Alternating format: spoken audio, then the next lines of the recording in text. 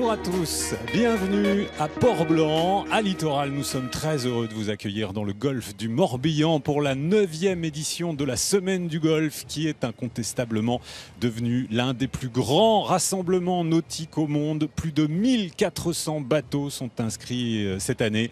Des bateaux de toutes les tailles, tous les types et de différents pays qui sont réunis pour un grand moment de convivialité maritime. Et aujourd'hui, c'est certainement le moment fort de cette Semaine du Golfe, comme tous les 2 ans, la grande parade. En fait, l'ensemble des flottilles se rassemble à l'entrée du golfe du Morbihan, du côté de Port-Navalo et de Locmaria-Caire, et puis remonte vers Vannes, en fait, en traversant ce qui s'appelle en breton la petite mer, Morbihan. Et donc, c'est l'un des grands moments où tout le monde vient se faire admirer un peu une dernière fois avant de se séparer et puis se retrouver, bien sûr, 2 ans plus tard. Alors, je ne suis pas tout seul pour vous présenter cette émission. Sur l'eau, il y a également Bruno Gilbert qui est au cœur de cette grande parade. Ça va bien, Bruno ? Oui, ça va très bien. On a beaucoup de chance d'être en mer aujourd'hui, de profiter de cette flotte. Alors nous allons aller à la rencontre de quelques-uns de ces bateaux, voir s'ils ont des histoires à nous raconter. Et mon petit doigt me dit qu'on va pas mal voyager à la fois dans le temps et puis à travers l'Europe, parce qu'il y a vraiment des bateaux très intéressants là parmi nous. Ah, il y a des bateaux très exotiques, hein, c'est sûr. Alors, on a également notre consoeur Isabelle Rétic qui est sur l'eau. On va essayer de la retrouver. On a des petits problèmes de liaison. C'est pas automatique, hein. Il y a de la distance entre Port-Blanc, nous nous trouvons, et puis Port-Navalo, Locmaria-Caire, enfin un petit peu tout ce coin du golfe du Morbihan, mais je suis sûr qu'on la retrouvera tout à l'heure. Je vais aller retrouver maintenant le premier invité de cette émission. C'est un jeune dessinateur qui est plein de talent. Bonjour Antoine Bujon. Bonjour. Vous êtes de Noirmoutier, donc c'est aussi une île, donc là vous êtes en pays de connaissance. Un petit peu. Et la marine, la mer, c'est important dans votre famille. Oui, effectivement, j'ai un grand-père paternel qui était sémaphoriste. Et donc, mon oncle est né sur la citadelle de Port-Louis, maintenant sur le sémaphore de Groix. Et mon père, le petit dernier, dans le sémaphore de Saint-Gildas-de-Ruisse. Oui, donc vous avez un peu d'eau salée dans les veines et la mer, l'océan, c'est important dans votre famille. En fait, vous allez nous accompagner pendant toute l'émission. Vous allez faire ce pourquoi vous êtes très doué, c'est-à-dire dessiner, regarder un peu le spectacle des bateaux qui passent devant nous. Et puis on viendra vous voir à différents moments de l'émission et puis à la fin pour admirer votre travail. On va essayer, oui. Ça marche comme ça ? On fait comme ça. Allez, je vous laisse à tout à l'heure et je vais aller maintenant retrouver celui qui est l'expert maritime, une sommité des bateaux de patrimoine. Bonjour Gwendal Jaffry. Bonjour Laurent. Vous êtes le rédacteur en chef d'une très noble revue, c'est le Chasse-Marée, bien connu. C'est vrai que vous avez une connaissance quasi encyclopédique de tout ce qui flotte et des bateaux de patrimoine. C'est une des journées importantes tous les 2 ans, hein, cette grande parade où tout le monde se fait un peu admirer en fait. C'est une grande journée tous les 2 ans, tous ces bateaux qui naviguent ensemble. Et puis pour nous et pour tous les amateurs de bateaux du patrimoine, de bateaux classiques, etc., c'est un peu la récompense, c'est le plaisir de les voir tous ensemble, d'avoir un beau spectacle et puis de voir les petits nouveaux, tout ce qu'on vient voir. Et vous, ça vous plaît ça, hein, évidemment. Votre cœur de marin, il bondit là. C'est fantastique parce qu'on voit passer un tas de bateaux, certains qu'on connaît, d'autres qu'on connaît moins. Ça donne envie d'avoir plus d'histoires à raconter. Et puis aujourd'hui, il fait un temps magnifique, donc on va avoir une fois de plus de très belles images. Mais toute la semaine, il a fait un temps magnifique. C'est vrai qu'on a été très gâtés au niveau météo. En fait, ce qui est intéressant aussi, c'est que, je le disais tout à l'heure, c'est des bateaux de toutes les tailles, tous les types, de différents pays. Ça navigue ensemble en fait. Il y a des tout petits kayaks de mer jusqu'à l'Étoile du Roi dont on recevra l'armateur tout à l'heure. C'est vraiment toutes les flottes un peu de tous les pays qui se retrouvent, quoi. C'est toutes les flottes de tous les pays. Et puis ce qui est intéressant aussi, c'est pas seulement de regarder les grands bateaux, même s'ils sont impressionnants, même s'ils sont beaux, mais regarder aussi tous ces petits bateaux qui font cette richesse du patrimoine maritime français et qui font qu'une manifestation comme celle-ci, à part aux Pays-Bas, je suis pas sûr au monde qu'il y ait un rassemblement aussi imposant que celui-là. Moi, je pense oui que c'est un des plus grands rassemblements maritimes au monde. En tout cas, de cette diversité et de cette variété d'embarcations. Et puis avec ce golfe du Morbihan qui est vraiment un écrin absolument fabuleux pour les mettre en valeur. Ça c'est un plan d'eau magnifique où il est très agréable de naviguer, même si c'est pas facile. Il y a beaucoup de courants, de marmites comme on dit, hein, et c'est assez compliqué. On risque d'avoir de belles images, parce que c'est toujours assez drôle de voir dans le golfe du Morbihan, au plus fort du courant, des bateaux qui partent en arrière, qui croisent certains en avant, des bateaux à moteur qui n'arrivent pas à lutter. Donc ça fait partie du charme de la manifestation aussi. C'est un peu ça, oui. Alors tout au long de la semaine, nous on s'est s'est promené avec les caméras de Littoral pour collecter des petits moments joyeux, de bonheur, un peu de convivialité, bien dans l'esprit de la semaine du golf. Et on va retrouver un de ces moments maintenant, parce que j'ai embarqué sur un bateau. Écoutez, la seule comparaison qui me vient, ce serait le bateau de Tintin dans l'Étoile mystérieuse. Regardez.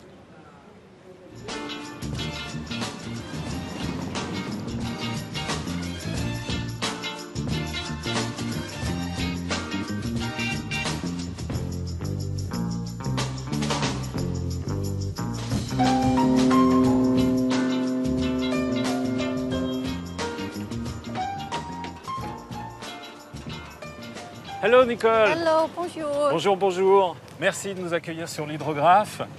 Ce bateau, il a vraiment une histoire incroyable. C'était un bateau historique de la marine hollandaise. Et son nom d'hydrographe vient du fait que ce bateau mesurait la profondeur de l'océan. C'était un bateau royal, en fait, à une époque. Oui, la grand-mère de la reine actuelle a pris ce bateau pour visiter les îles hollandaises. C'était vraiment un bateau royal. Avant, il n'y avait pas autant de routes et donc elle prenait souvent le bateau. L'hydrographe, il est très fidèle, en fait, à la semaine du golf. Il revient très souvent. On adore être ici. C'est super parce que les gens qui viennent aiment beaucoup ce bateau. L'accueil est très chaleureux. Les gens applaudissent quand on passe. Il y a une vraie communion avec ce bateau. Et ici, tout le monde aime les vieux bateaux. Thank you very much, Nicole. Merci beaucoup. Et bonne semaine du golf à vous. Merci infiniment. Merci beaucoup.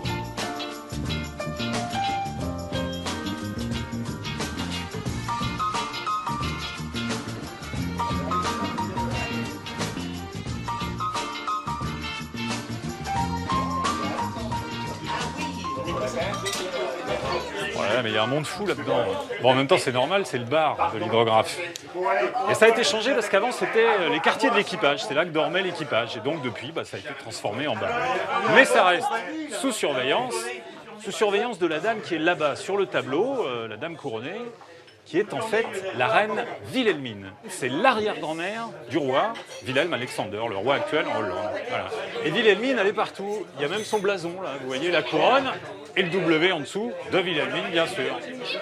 C'est un bateau vraiment très splendide.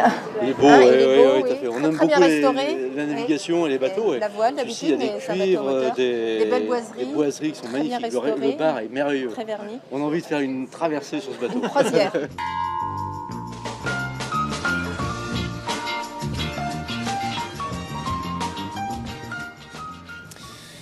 Et merveille de la technique ici à Port-Blanc, nous avons retrouvé Isabelle Rettig, donc qui est sur l'eau quelque part. Bonjour Isabelle. Alors vous, on va parler de quelque chose d'important, c'est les 50 ans de la SNSM qui sont célébrés cette année. Et la SNSM est un peu l'invité d'honneur de cette semaine du golf. Et oui, tout à fait, Laurent. Bonjour, bonjour à tous. On se trouve là effectivement sur la vedette SNSM de Port-Blanc qui s'appelle le patron Alain Delaunay. Et avec moi, Pierre Joannel, le président de la station SNSM du Golfe du Morbihan. Bonjour. Alors, on le voit derrière vous, toutes les vedettes de la SNSM sont là parce qu'effectivement, la SNSM est l'invité d'honneur de cette semaine du Golfe. 50 ans cette année. Si on prend votre exemple, ici, Blanc, 35 bénévoles qui œuvrent vraiment toute l'année pour sauver des vies. 35 bénévoles, oui, pour 25 d'entre eux qui sont habilités à embarquer et à assurer des missions de secours en mer. Voilà, donc nous réalisons tous les ans à peu près 230 sorties. Ça fait à peu près pour 3 sorties, nous avons une intervention. On fait 70 interventions de sauvetage. Et l'année dernière, nous avons réalisé des interventions qui ont permis d'intervenir auprès de 58 personnes. Comment ça s'est passé là durant cette semaine? Pas trop de travail, ça a été calme? Alors pour nous, station SNSM, nous sommes du Golfe du Morbihan, on est dans une situation qui est très confortable pendant cette période, puisque nous sommes déchargés de la sécurité de l'opération. Nous intervenons toujours sous la mission du CROSS. Et ce qui est vrai qu'on a énormément de collègues sur place, énormément de rencontres. Ils se sont chargés de tout le suivi et le déroulé des opérations pendant la semaine du Golfe. Nous avons juste une intervention plus importante que les autres qui a lieu dans la nuit de lundi à mardi pour aller chercher 2 personnes qui s'étaient perdues sur le secteur. Voilà. C'est vrai que cette parade, c'est aussi un moment délicat, hein, bien sûr. Il y a beaucoup de bateaux sur l'eau, beaucoup de monde tout autour. Alors, c'est vrai que c'est quelque chose qui doit être travaillé. Je crois qu'il faut saluer le travail qui est réalisé par l'organisation. Tout d'abord au niveau de la mise en œuvre et puis aussi pour avoir souhaité valoriser la SNSM Ce qu'on voit aujourd'hui, c'est extraordinaire. Nous avons très rarement l'occasion de nous retrouver tous comme ça. Et pour nous, c'est aussi un moment très très important et on essaye de profiter aujourd'hui de ce moment-là. Alors, double événement pour vous cette semaine du golf, puisqu'hier soir, vous avez également signé le contrat de construction de votre toute nouvelle vedette qui, si tout va bien, va arriver ici dans 8 mois, je crois. Voilà, donc en fait, le siège à Paris a signé en effet avec un constructeur qui s'appelle Alumarine pour une nouvelle vedette qui s'appellera la 277, qui portera le nom du dernier président Charles Pilorget. C'est une vedette qui a été, c'est l'aboutissement de ce travail, cette signature, c'est l'aboutissement d'un travail qui est réalisé déjà depuis 3 ans, qui nous a amené à essayer d'identifier quel était le besoin le plus précis par rapport aux caractéristiques propres du golfe du Morbihan. Voilà. Merci beaucoup, on suivra bien sûr ce projet. Voilà, vous entendez les vedettes de la SNSM juste derrière moi. Vous apercevez aussi certainement le Morgenstern qui est l'un des bateaux invités vedettes de cette 9e édition. Et nous, on va se retrouver un petit peu plus tard à bord d'un autre bateau puisqu'on va essayer de vous en faire découvrir quelques-uns quand même. Merci Isabelle. Bonjour Xavier Delagorce. Vous êtes le président de la SNSM, le président national de la SNSM depuis presque 4 ans maintenant, c'était en septembre 2013.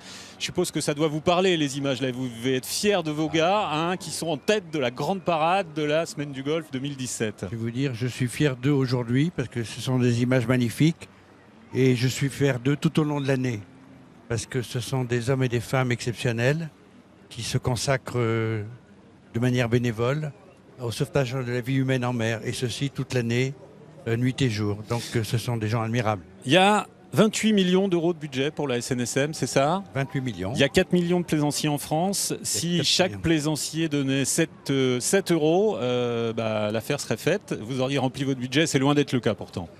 Oui, alors c'est notre préoccupation majeure parce que 80% de notre budget est assuré par des fonds privés et non pas par des fonds publics. Et nous portons secours pour 80% à des plaisanciers. Ces plaisanciers sont au nombre de 50 000 donateurs et ils sont 4 millions répertoriés. Donc on imagine que chacun d'eux donne 1 centime défiscalisable, soit qu'il y en ait 150 000 qui donnent 30 euros, ce que je dis toute l'année, c'est-à-dire 150 000 plaisanciers sur 4 millions qui donneraient 30 euros défiscalisables, une place de cinéma, et la pérennité du modèle économique de la SNSM serait assurée. Alors malgré ces problèmes de budget, parce qu'il faut bien aller chercher l'argent, il faut se creuser les méninges pour y arriver, il y a quand même quasiment une professionnalisation de ces bénévoles. J'ai aperçu sur un gros semi-rigide au cours de la semaine Didier Moreau, qui est le patron de votre centre de formation nationale, remarquable édifice et remarquable idée à Saint-Nazaire. Il y a vraiment une volonté d'arriver à être très très pointu dans votre travail, si j'ose dire, de sauvetage en mer. Oui, alors il ne faut pas confondre la pérennité du modèle économique et la qualification des équipages. Le mot professionnalisation est un tout petit peu ambigu parce que c'est pas complètement cohérent avec la notion de bénévolat. Mais ils sont professionnels dans la mesure où ce ne sont pas des amateurs et ce sont des sauveteurs très, très formés, très qualifiés. Et c'est très important que chacun, les pouvoirs publics, mais chacun de nos concitoyens soit convaincu du professionnalisme et de la rigueur des sauveteurs en mer. Et il y a aussi un recrutement qui est toujours renouvelé. C'est facile toujours de trouver des bénévoles? Alors pour l'instant, il n'y a pas de problème majeur, mais ponctuellement, ça arrive. Il faut renouveler les générations, il faut faire attirer des plus jeunes. Il y a une mobilité sociale plus importante, une mobilité professionnelle plus importante. Mais je crois qu'une fois que les plus jeunes ont mordu à l'hameçon de la SNSM, ils y sont fidèles. Quelle belle image, vraiment, que vos 4 bateaux là en tête de la grande parade. Merci beaucoup, président Delagorce. C'était un plaisir. On va peut-être retrouver Bruno maintenant, je crois, qui est du côté d'un autre bateau, Bruno Gilbert. Je le vois derrière vous, magnifique, magnifique. Ah oui, c'est l'un des bateaux vedettes quand même de Standard, le bateau russe, alors qu'il y a non pas une histoire, mais plusieurs histoires à nous raconter. C'est un bateau qui est né dans les années 1700-1705, à une période où les Russes étaient en bagarre contre les Suédois. figurez-vous, et c'est l'objet de cette bagarre, c'était l'accès à la mer Baltique pour évidemment faire du commerce, avoir accès à cette mer. Et c'est Pierre le Grand, Pierre Ier, tsar de Russie, qui a fait construire ce bateau pour conquérir de nouveau la mer Baltique.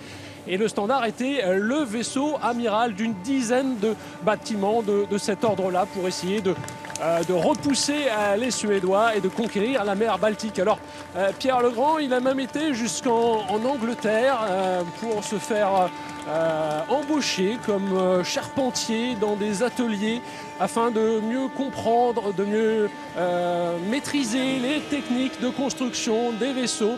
Et il s'est fait embaucher incognito, bien entendu.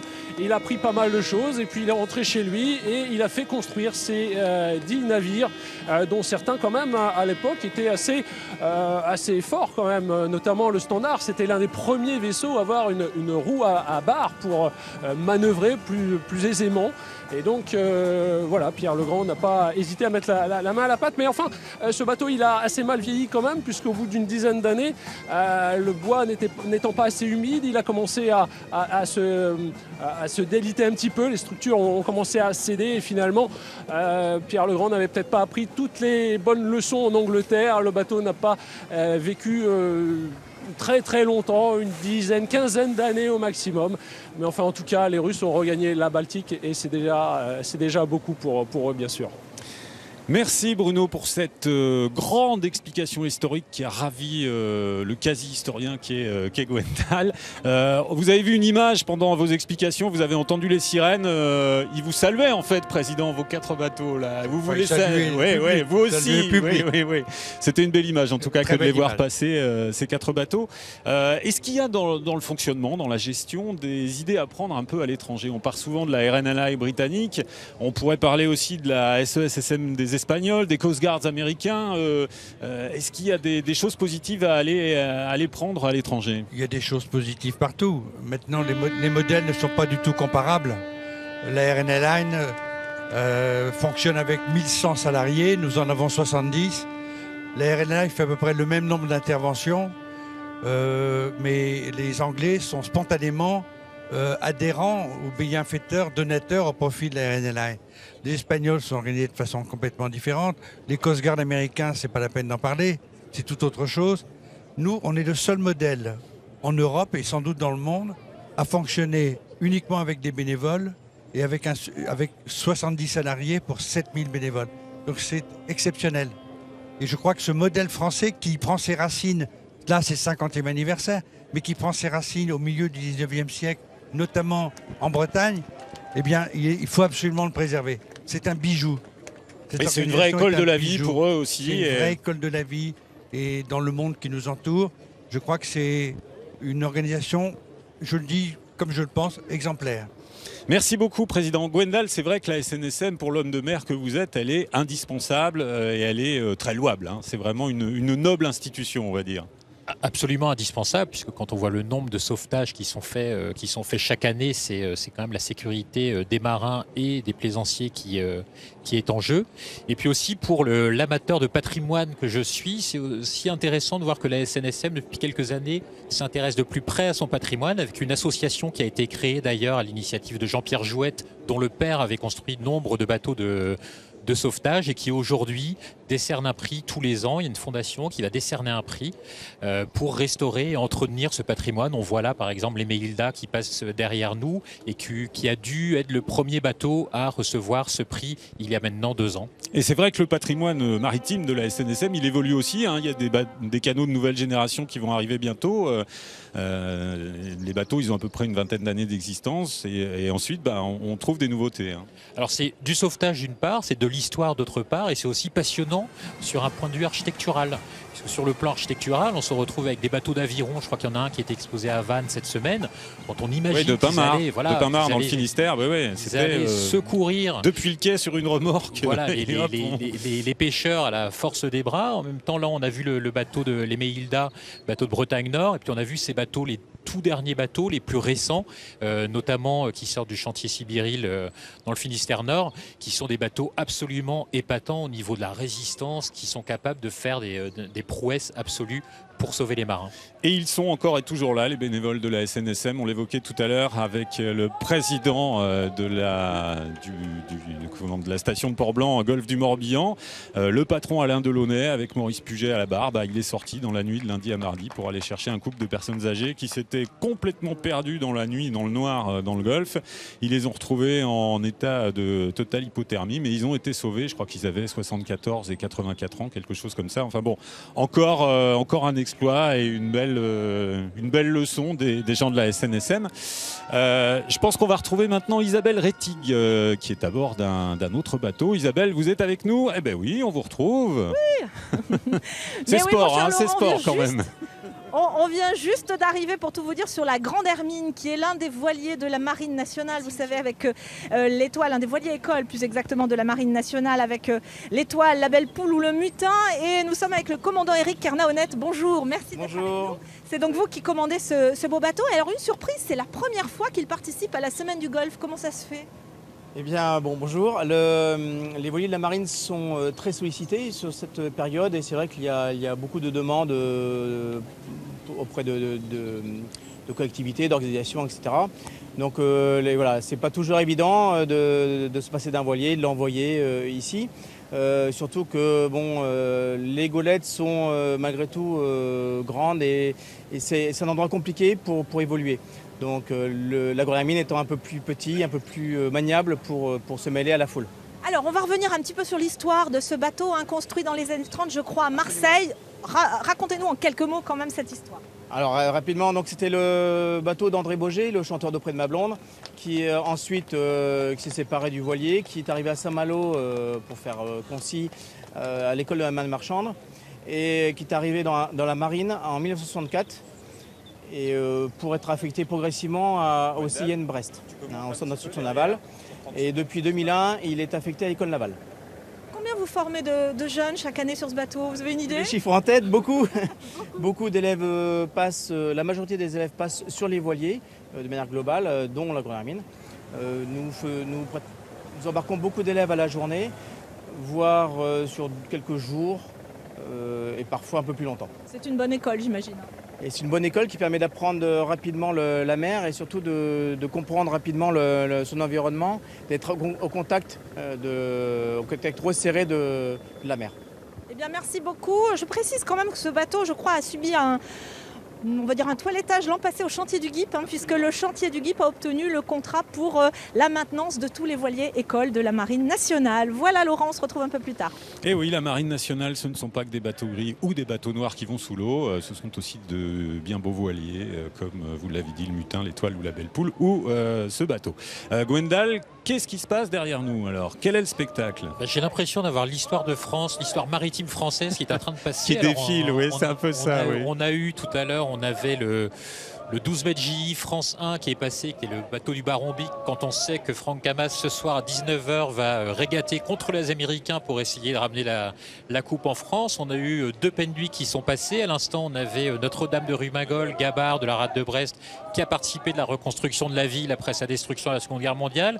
Et là, juste derrière vous, on a une Yawl 1796, réplique du plus vieux bateau français encore existant. Et voilà, il y en a toutes les 10 secondes, il y a un nouveau bateau qui passe. Plus de science, Gwendal Jaffry. Bonjour Francis Joyon. Bonjour. Merci de nous avoir rejoints.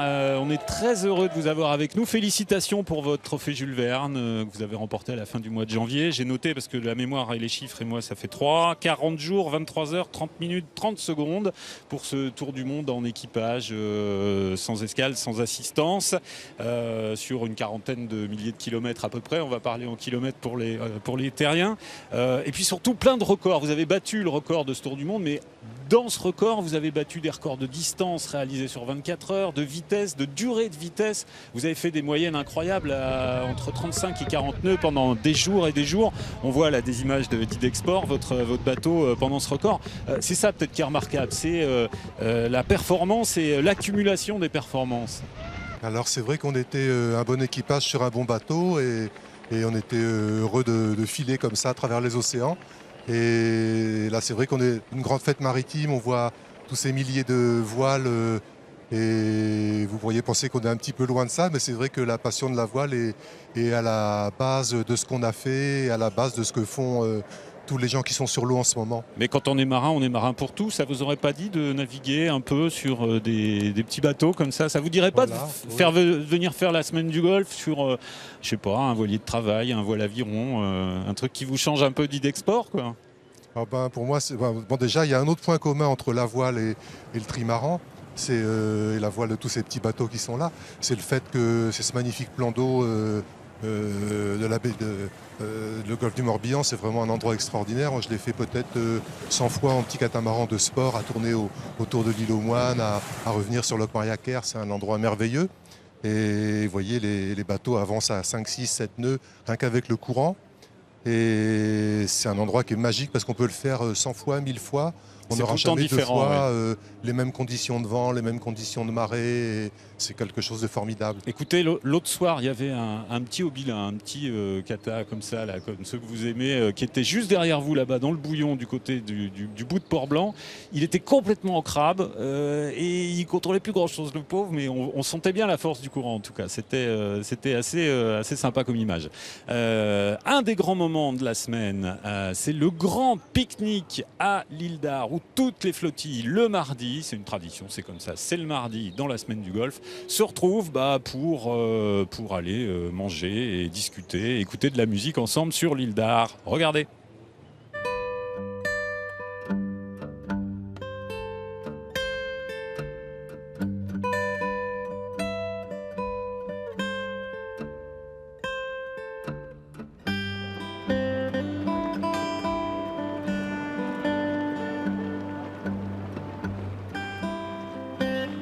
Hop, merci Nico.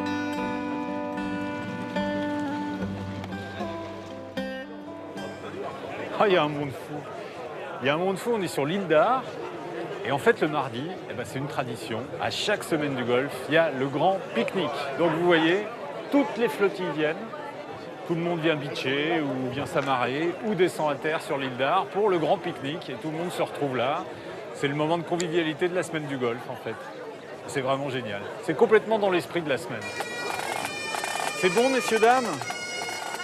C'est bien? Oui. Ça, c'est la vie, ça. Oh, c'est bon,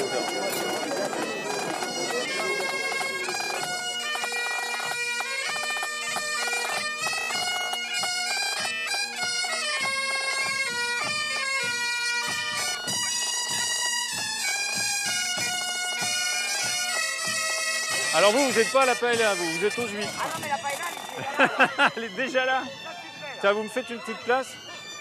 C'est pas mal le spectacle, non? Je vais pas renverser mon verre. Non, non. On n'est pas bien là quand même?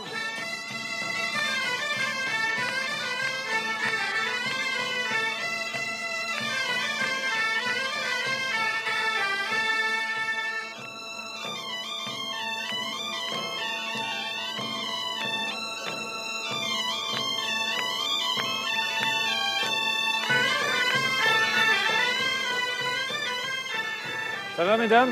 Oui, très bien, merci. Ça se passe bien? Nickel, Bon. parfait. Le spectacle est beau?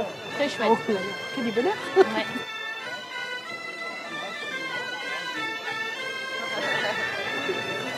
C'est pas comme si vous aviez mis un pull. Ah ouais, Ouais, on a pris un peu. C'est un peu chaud quand même. Il y a notre dragard qui est là-bas, là.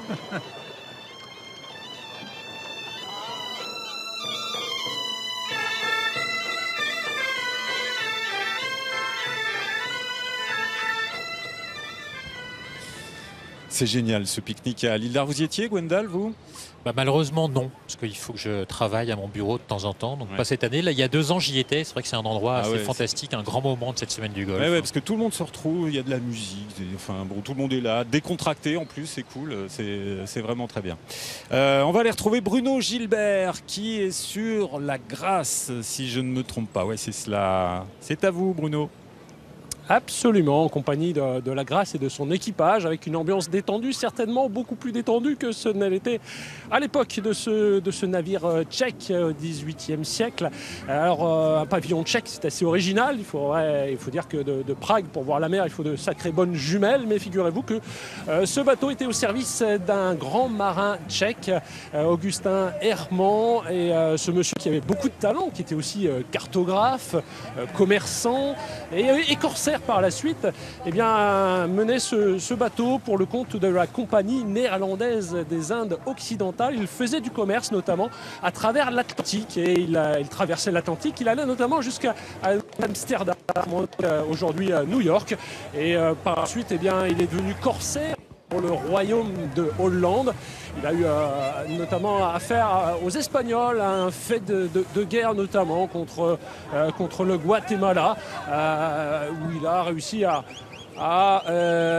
battre quelques bateaux espagnols, et puis il a ensuite fait pas mal de commerce de tabac. C'était l'un des plus gros exportateurs de tabac à l'époque. Alors ça, à mon avis, ça sentait un petit peu le commerce triangulaire, cette affaire-là, mais en tout cas ce navire a beaucoup vécu, bien vécu.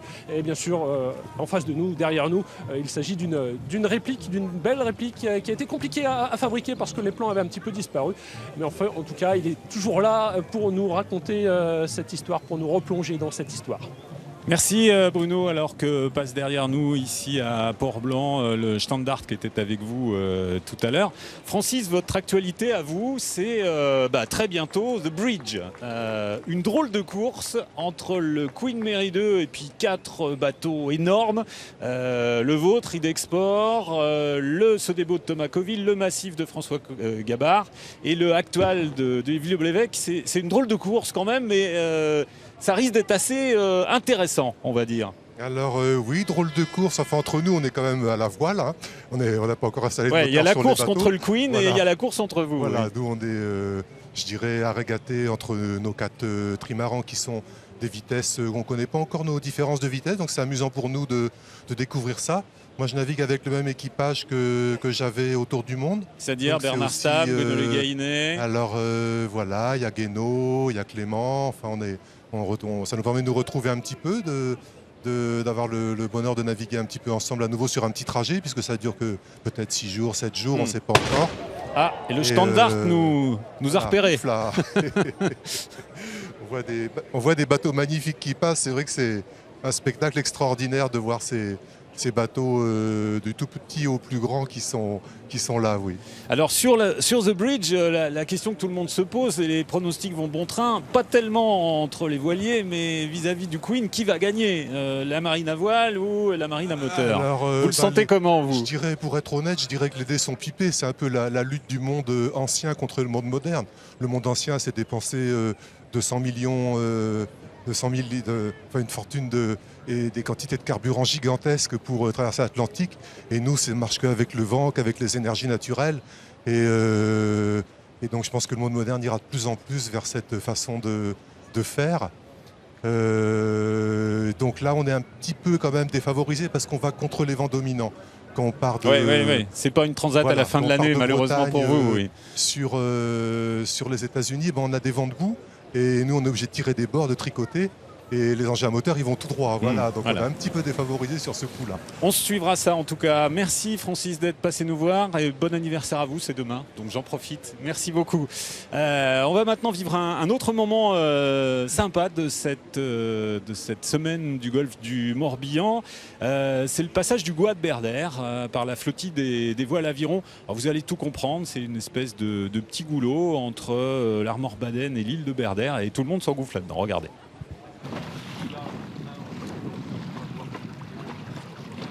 Là, je suis monté sur un petit voilier de la flottille numéro 2, celle des voiles aviron de la semaine du Golfe. Et on va vivre un grand moment de cette semaine, tous les 2 ans. C'est le passage du Gois entre l'Armor Baden et l'île Berder. C'est une espèce de goulet d'entonnoir. Et toute la flottille des voiles aviron s'engouffre là-dedans. Alors bon, ça passe un peu comme ça, hein.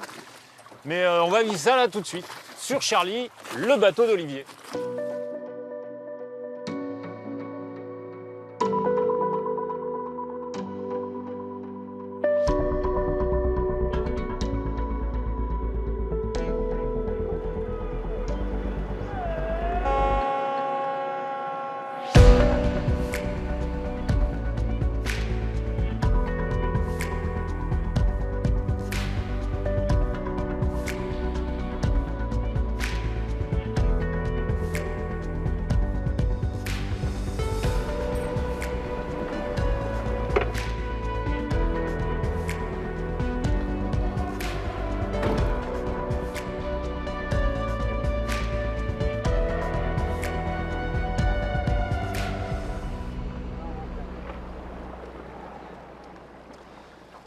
Alors là, Olivier, on vient de passer le passage du Gois.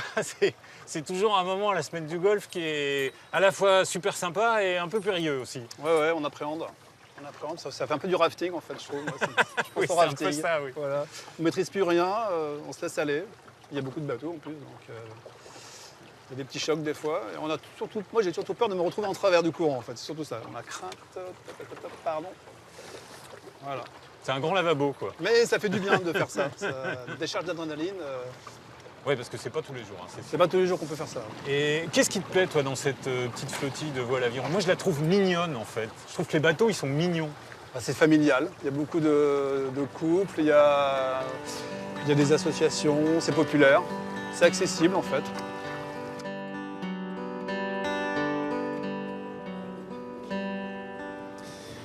Une grande tradition, ce Gois de Berder. Vous l'avez passé, vous, Gundal Jaffry, déjà dans un petit bateau?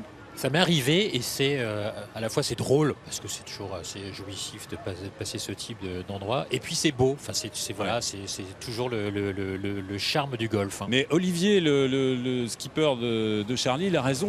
C'est un peu flippant aussi parce qu'on gère carrément rien, quoi. On est au milieu d'une nuée de bateaux et quand on a passé, on en a tapé un à l'avant et un autre qui nous a tapé au même moment à l'arrière. Donc on s'est remis dans l'axe, mais on gère rien du tout, quoi. On gère rien, c'est un peu ce qu'on voit aussi là derrière nous en ce moment. On a la recouvrance par exemple qui passe, majestueuse, plein de petits bateaux autour et on voit bien qu'on gère pas grand chose, que tout le monde va à peu près à la même vitesse en fait. C'est plutôt le courant qui porte les bateaux que le vent qui les fait avancer.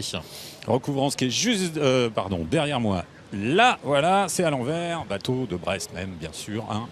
Et je suis avec Wilfried Pruvot, qui est l'armateur de l'Étoile du Roi et sans doute l'un des plus gros armateurs de bateaux de patrimoine en France, sinon le plus important. Oui, je représente une entreprise, c'est assez atypique d'exploiter des bateaux traditionnels dans le cadre d'une entreprise. Il y a beaucoup d'associations, de fondations. Donc une entreprise comme la mienne qui possède 5 bateaux, c'est relativement exceptionnel et peut-être unique. En fait, c'est une vraie toute petite niche commerciale, mais qui est à inventer tous les jours, quoi. C'est un outil absolument extraordinaire et qui nécessite d'avoir beaucoup d'imagination pour effectivement inventer avec ce support magnifique des produits, du fantasme, des moments de rêve, de contemplation. Et puis ce qui nous attache, c'est de faire partager notre passion pour la voile, bien sûr, et pour la marine traditionnelle. Mais l'Étoile du Roi est vraiment magnifique. On a eu l'occasion de naviguer dessus au cours de cette semaine. Qu'est-ce qu'ils vous disent les gens qui viennent à bord, et qui payent leur journée, hein, qui viennent pour se prendre un petit peu pour des corsaires, quoi. Qu'est-ce qu'ils vous disent en repartant? L'idéal, c'est qu'ils nous disent rien et qu'ils nous répondent juste avec un sourire. Plusieurs personnes sont venues sur les bateaux aujourd'hui et ont racheté une place pour le lendemain. Ça, c'est la meilleure des réponses. C'est un moment de convivialité, c'est un moment de partage, c'est un moment de grâce. La plupart des personnes qui sont montées sur le bateau cette semaine étaient là pour leur première expérience maritime, donc il y a toujours un petit peu d'appréhension et ils ressortent avec un sourire béat et c'est notre plaisir à tous les membres de l'équipe d'avoir su transmettre ce plaisir. C'est ça aussi l'esprit de la semaine du golf, cet esprit, je disais tout à l'heure, de convivialité, de partage entre gens de mer et puis aussi entre gens qui sont à terre, qui admirent le spectacle et qui souvent naviguent pour la première fois. C'est l'occasion aussi sur des bateaux comme l'Étoile du Roi de naviguer pour la première fois et de se prendre un peu à rêver, quoi. Oui, alors il faut quand même ne pas oublier le plan d'eau en lui-même. Le golfe du Morbihan est un plan d'eau magnifique, difficile à naviguer. Aujourd'hui, le contexte est quand même très particulier avec des milliers de bateaux sur l'eau. Donc le golfe du Morbihan en lui-même est aussi le héros de la fête.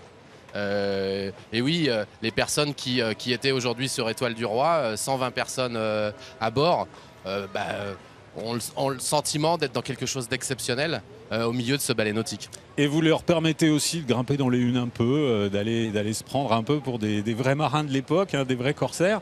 Donc c'est aussi sympa, ça. si les conditions le permettent. Oui, bien sûr. On le permet. On l'a pas fait là en rentrant dans le golfe. Au regard des courants et de la surpopulation maritime, on est resté beaucoup plus sage.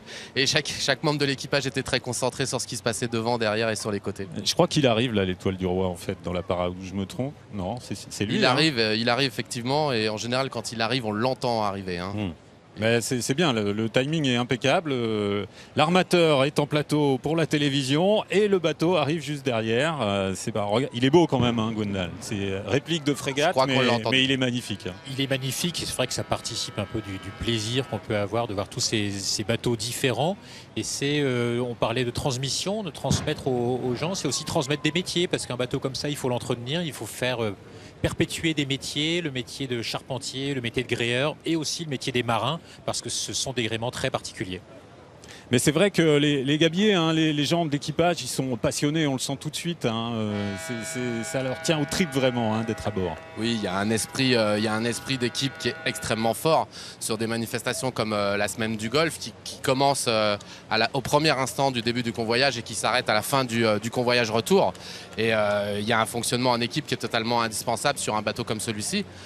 Qui n'a pas d'assistance ni électronique ni mécanique, qui nécessite de monter dans la mâture. Ah, lui aussi il nous a retrouvés. Oui, ils sont assez bruyants ces gens-là. Vous leur direz de ma part quand même que ça se fait pas pendant un direct. On va retrouver des femmes remarquables maintenant que j'ai rencontrées au cours de cette semaine et qui sont sur des embarcations alors beaucoup plus petites que l'Étoile du Roi. Regardez.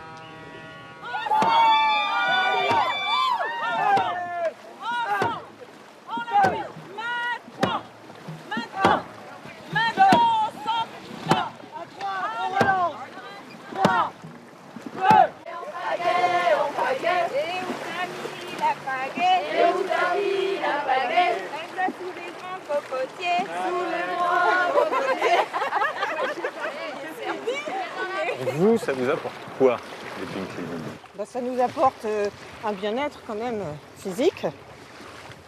Ça nous apporte aussi de la confiance en soi parce que souvent on est pas mal de sportives et on était un petit peu coupés dans notre élan avec cette histoire de cancer du sein. Ouais.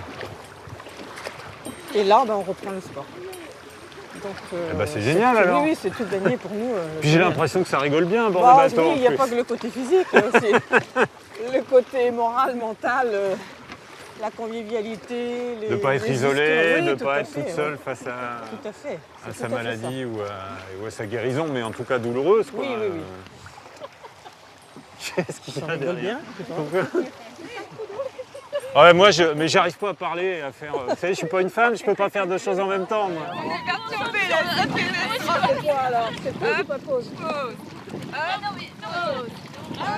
Vous voyez là, c'est mieux là. Voilà. Mais je sais, je vous ai cogné votre pelle 2-3 fois là déjà. Comment vous êtes accueillis par les autres? Très bien, très bien. On sent la sympathie, on sent l'empathie aussi. Quand on part, on nous applaudit. Quand on arrive, on nous applaudit, on nous salue. Non, c'est vraiment c'est génial. Star, on est les stars. C'est bien. Oui, c'est bien. Non, on ne va pas bouder notre plaisir. Hein. Oui. C'est bien. Ça nous redonne confiance en nous.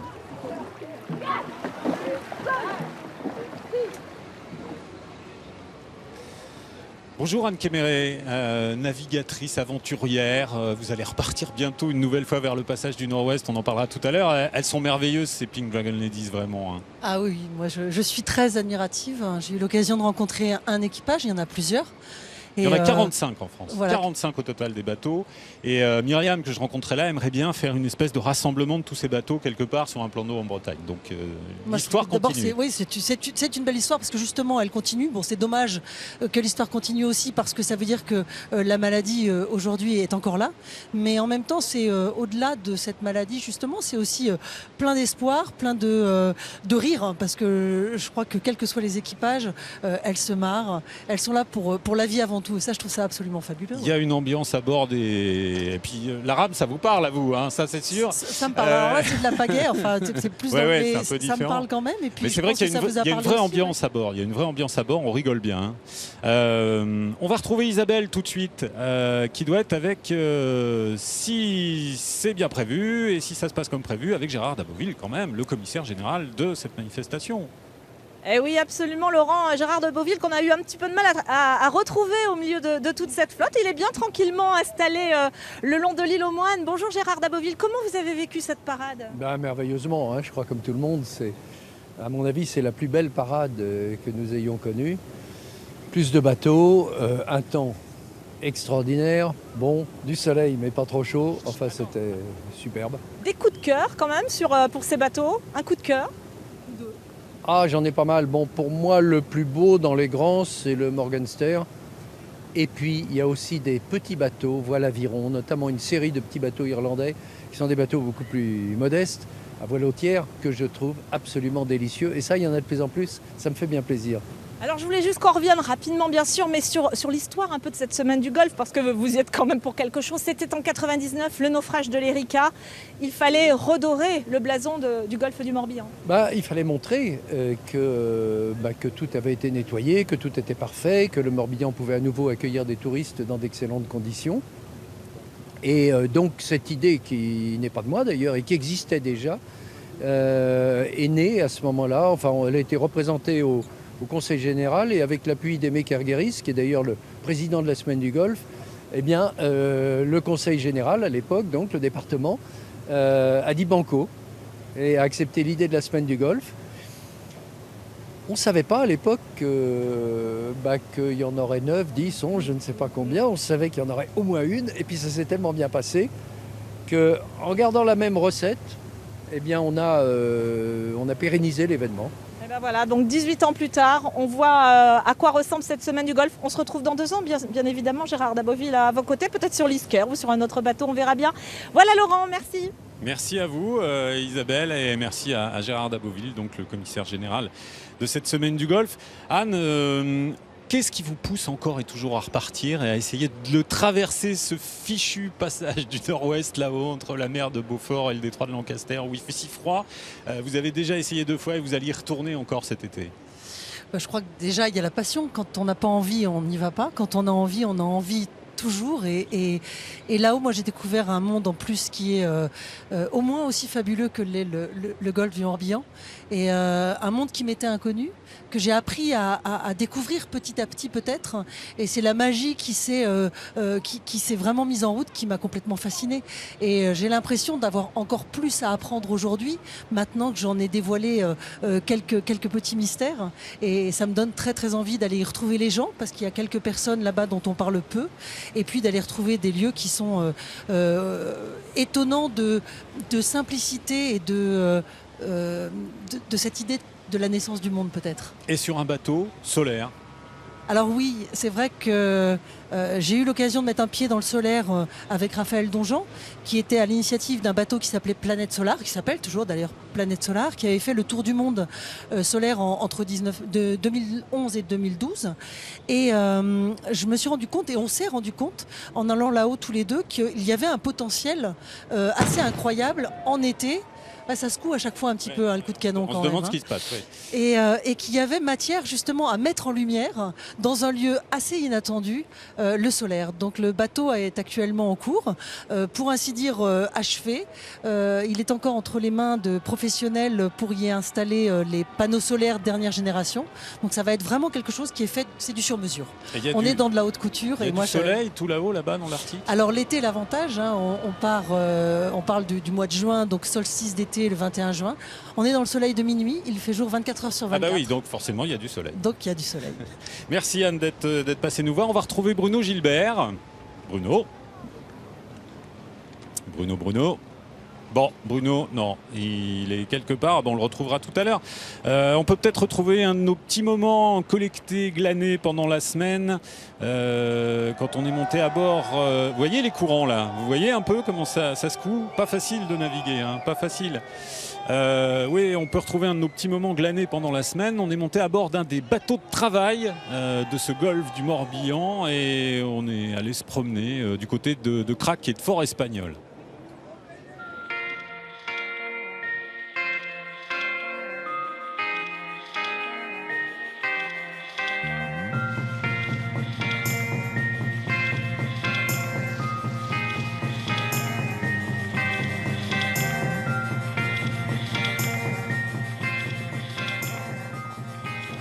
Fred, l'Indomptable, il est bien emblématique de cette flottille des bateaux de travail ici à la Semaine du Golfe. Ouais. C'est pas un Synago qui est vraiment le bateau du Golfe. Voilà, ouais. C'est quoi comme type de bateau alors? Alors l'Indomptable, c'est un coquillier, donc il tirait une drague. C'était des bateaux qui travaillaient uniquement à la voile et il tirait une drague et il pêchait la coquille Saint-Jacques, le pétoncle et le merle. Enfin, voilà, tout ce qu'il pouvait ramasser dans les fonds. Il a quel âge ce bateau? Il a 70 ans cette année. Voilà. Il a été construit en 1947. À Crozon-Morgat. Ouais. Voilà. Bah, il est en bonne forme pour 70 ans. Alors, mais il y a eu du travail, je pense. Voilà, c'est ça. Il est en forme aujourd'hui, mais en 2009, il ne volait pas plus de 2 bouteilles de vin. Voilà. Et il est véloce quand même? Il arrive à ragater en fait, un peu. comme ils avaient besoin de puissance Bien sûr. pour faire avancer les bateaux, ils mettaient de la voile. Je crois qu'à Fort Espagnol, il y a des petits trucs à manger. Et moi, j'ai une petite faim, donc ça serait pas mal qu'on y aille. Bon, on y va, on est à 2 encablures. Remonte, tribord. Vous êtes là? Ouais, mais il y a un autre derrière. Ouais, mais j'ai vu. Ça va être bon.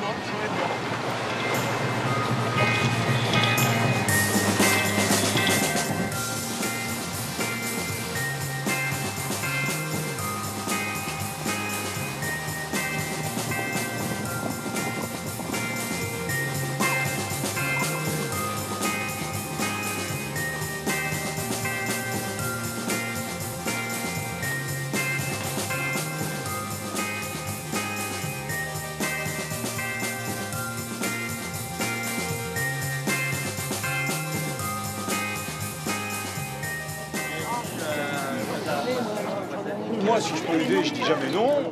Là, a priori, je vais plutôt en profiter. Donc, je vais retrouver Benoît. Pardon. Bonjour Benoît. Bonjour. Je te dérange en plein travail. Non, t'inquiète pas. Très bonne idée des ostréiculteurs du golfe du Morbihan. On donne des huîtres à tous les équipages des bateaux de travail. Ouais, ça a l'air de leur faire plaisir. Ça, je comprends, oui. On voit qu'ils s'arrêtent. Hein. Donc ouais, c'est la 3e année qu'on fait ça, la 3e édition. On a commencé ça pour la première participation de la commune de Crac. Ça a pris tout de suite et on voit qu'ils s'arrêtent. Déjà ce matin, ceux qui descendaient de Saint-Goustan se sont arrêtés avec nous. Ils étaient là 1 heure avant l'heure. Ils attendaient l'ouverture en fait. On s'est fait un petit peu gronder, mais ça s'est bien passé. Ouais. Tous ceux qui s'arrêtent, on les accueille.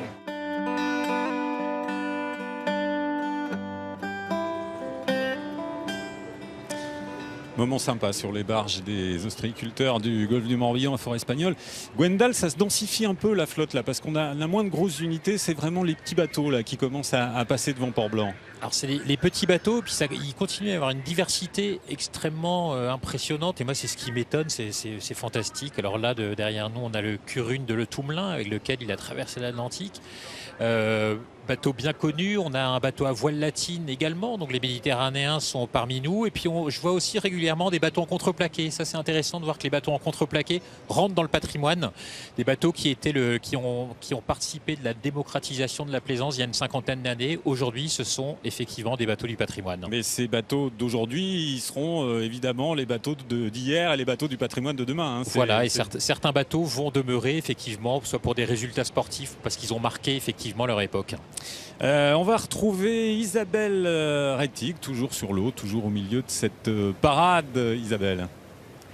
Et oui Laurent, je suis à bord d'un beluga, c'est un joli petit bateau en bois qui appartient à Patrick et son frère Franck, ils viennent de Nantes. Et alors je vais vous dire, de Nantes et Vannes, ils ont fait toutes les éditions de la Semaine du Golfe. Comment ça s'est passé aujourd'hui pour vous ? Eh bien, comme toutes les autres années, à vrai dire, ce sont des manifestations extraordinaires. Nous faisons aussi Brest et toutes les autres manifestations que l'on peut. Et on s'est dit, eh bien, à vrai dire, maintenant, la manifestation du Golfe rejoint largement en qualité celle de Brest et de Douarnenez. On se trouve, il y a les mêmes bateaux, la même ambiance, c'est extraordinaire. Vous ne manqueriez cela pour rien au monde. Non, on prépare le bateau pour ça. Le bateau, il est à la maison, je le restaure. Il est de 1952, donc, et puis préparons cette fête en famille. Voilà. Bon, alors donc rendez-vous dans 2 ans, bien entendu, absolument, Patrick, oui, en famille, sur ce beau beluga qui s'appelle le Cornoc. Merci Isa, on est presque à la fin de cette émission. Il y a le très beau casquelotte là, qui vient de ce bateau anglais là, qui vient de passer derrière nous.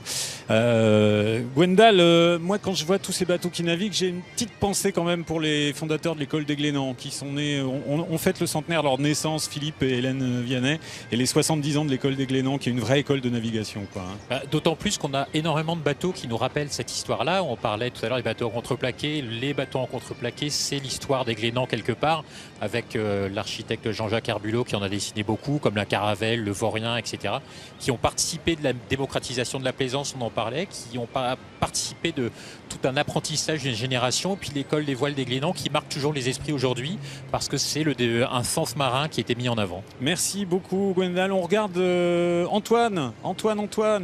Prenez votre micro. Oui. Vous avez admiré le spectacle, j'imagine ? Oui, mais c'est compliqué d'avoir les yeux sur le papier et puis d'observer ce qui se passe autour. Il se passe plein de choses en même temps. Est-ce qu'on peut regarder un petit peu votre dessin ? Touchez pas, on va essayer d'aller le prendre avec... Ah bah c'est pas mal. Ouais. Ok, super. Bravo Antoine. On savait que vous étiez talentueux, on le voit aujourd'hui. Merci d'avoir dessiné pendant Littoral aujourd'hui. Voilà, on arrive au terme de cette émission, de cette grande parade de la 9e édition de la Semaine du Golfe. C'était une semaine sous une météo exceptionnelle, vraiment, tout le monde l'a dit. Donc c'était très agréable d'être là. Merci Anne de nous avoir accompagnés. Bon courage pour vos pérégrinations très nordiques, là-haut, quasiment en Arctique, dans le passage du Nord-Ouest. On suivra ça tout cet été. Et puis demain soir, ne manquez pas une autre navigation au cœur de cette Semaine du Golfe. Pour ces petits moments collectés au cours de la semaine. Ça se passera à 20h15 à la place de Zorro. Désolé pour les fans de Don Diego, Bernardo et les autres. Voilà, merci à vous en tout cas de nous avoir suivis pour cette grande parade de la Semaine du Golfe. Salut à tous.